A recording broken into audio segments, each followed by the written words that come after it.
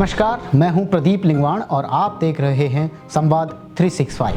आमतौर पर राजनेताओं के बारे में बात करते हुए लोग ज़्यादातर नकारात्मक बातें करते हुए दिख जाएंगे या फिर उनके लिए कटाक्ष करते हुए मिल जाएंगे।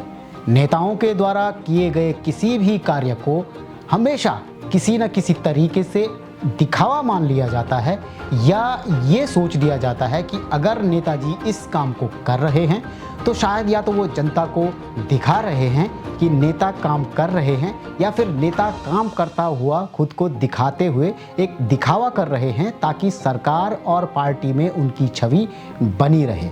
लेकिन कभी किसी ने 1% भी ये नहीं सोचा या हम सब ने ये गौर नहीं किया कि नेता अगर जनता के वादों, इरादों, घोषणाओं के अलग किसी काम को करते हुए राजनीति से अलग उस काम को बढ़ावा दे रहे हैं या अपने राजनीतिक जीवन में हारते जीतते हुए भी उस काम को कर रहे हैं तो वो क्यों कर रहे हैं। इसी कड़ी में एक राजनेता का नाम उत्तराखंड से भी आता है और वो नाम है त्रिवेंद्र सिंह रावत। तमाम तरह की राजनीति, उसमें होने वाली उठापटक, हार जीत से अलग एक चीज़ जो त्रिवेंद्र सिंह रावत अक्सर करते हुए नजर आ जाएंगे वो है पेड़ लगाना।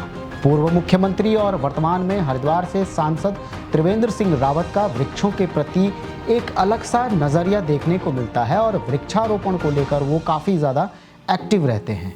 कोई खास दिन, कोई खास पर्व या कोई खास स्थान पर कोई खास त्यौहार हो न हो, कोई साथ हो न हो, किसी न किसी पौधे को वो किसी न किसी जगह पर अक्सर रोपते हुए दिख जाएंगे। और अपने मुख्यमंत्री कार्यकाल में उन्होंने मिशन रिस्पना के तहत रिस्पना नदी के दोनों किनारों को मजबूत करने के लिए पौधारोपण करने का एक अभियान चलाया था, जिसमें कार्यकर्ताओं के साथ साथ आम जनता ने भी बढ़ चढ़कर हिस्सेदारी दिखाई थी। इसके साथ ही साथ त्रिवेंद्र सिंह रावत ने प्रदेश के अलग अलग स्थानों पर पौधारोपण करके उत्तराखंड में पर्यावरण संरक्षण और वृक्षारोपण के प्रति अपनी एक अलग और सक्रिय भूमिका दिखाई है।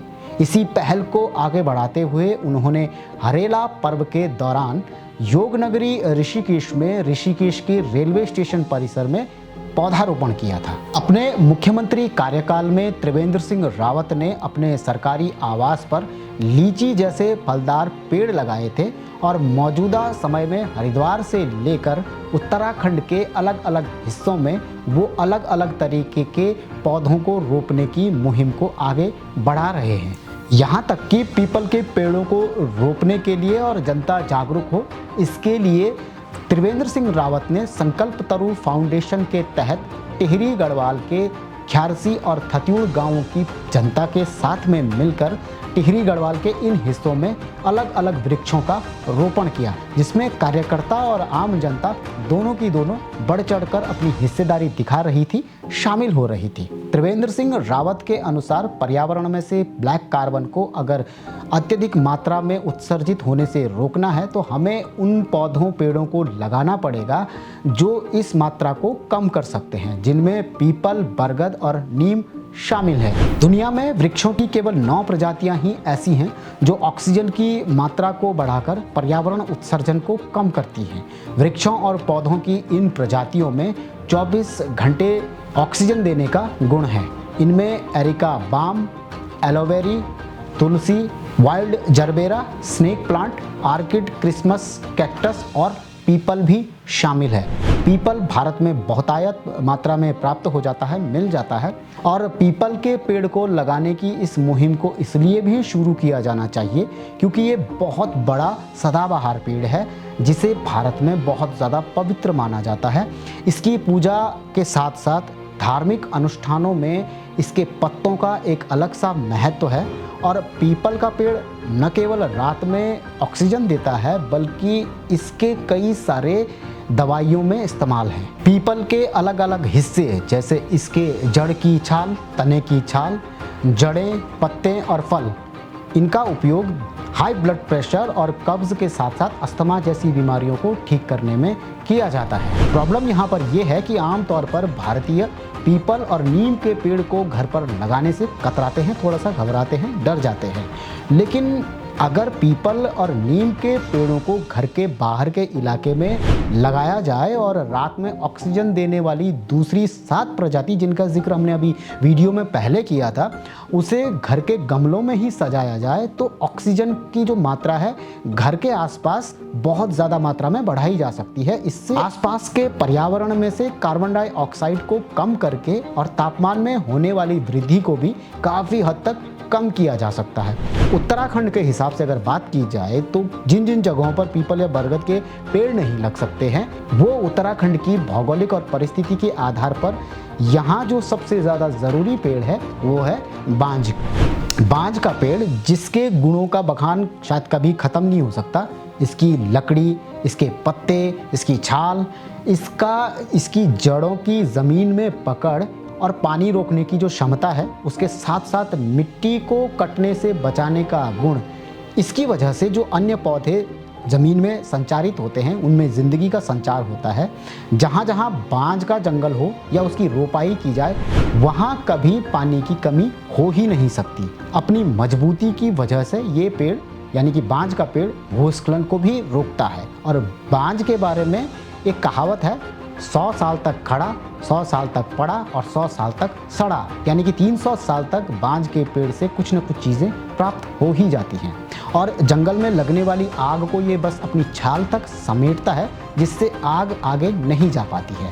उत्तराखंड के जंगलों में देखा जाए तो बांज की गुणवत्ता के बारे में अंग्रेज़ों ने 18वीं सदी में ही अपनी पहचान खोज ली थी कि इस पेड़ के अंदर क्या क्या गुण हैं। अंग्रेज जान गए थे कि बांज के टसर से विश्व स्तरीय सिल्क का उत्पादन हो सकता है, जिसके बाद इस खोज के बाद देहरादून में सिल्क उत्पादन केंद्र यानी कि रेशम फार्म को स्थापित किया गया, जो एक विशेष गुणवत्ता वाला सिल्क उत्पादन केंद्र था। और आज भी देहरादून में ये जगह रेशम मांजरी के नाम से जानी जाती है। 5 जून यानी कि विश्व पर्यावरण दिवस से लेकर और अब तक पूरे प्रदेश में 1 लाख से ज़्यादा पीपल के पेड़ों को लगाने के संकल्प के साथ में त्रिवेंद्र सिंह रावत इस मुहिम को लगातार अपने साथ में आगे बढ़ाकर ले जा रहे हैं और जनता को भी इसमें शामिल होने का आह्वान कर रहे हैं।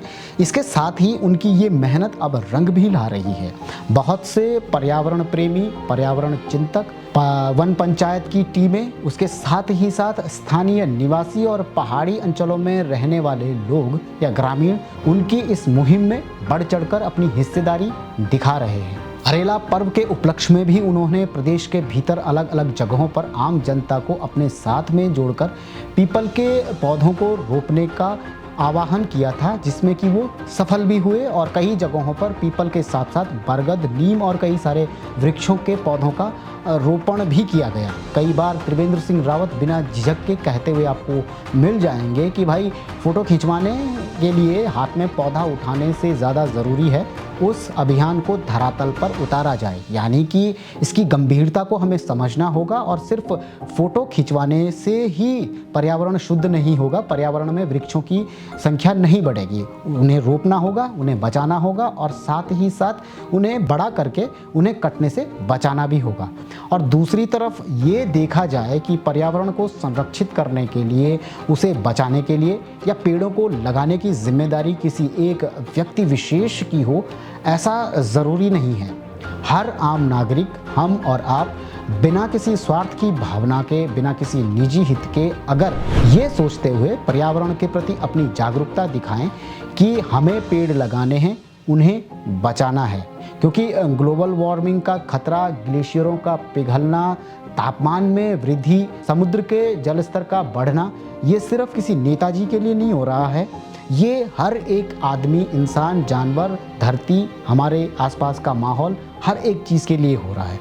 मौसम के इकोसिस्टम में होने वाले बदलाव से इंसान के जीवन के जो सभी हिस्से हैं उन पर दुष्प्रभाव पड़ेगा और इनसे बचने के लिए पर्यावरण में ऑक्सीजन की मात्रा को बढ़ाने के लिए सिर्फ और सिर्फ एक काम किया जा सकता है कि पेड़ों का लगना, उनका बड़ा होना और उनका कटने से बचना बहुत ज़्यादा आवश्यक है।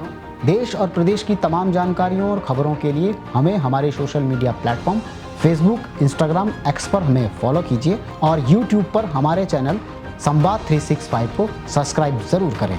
धन्यवाद। आपकी इस पर क्या राय है, हमें कमेंट कर जरूर बताएं। इसके साथ ही आप हमारे YouTube चैनल को सब्सक्राइब कीजिए। आप हमें Facebook, Instagram, Twitter और कू ऐप पर फॉलो भी कर सकते हैं। और संवाद 365 के साथ एक क्लिक में जुड़ने के लिए डाउनलोड कीजिए संवाद 365 ऐप।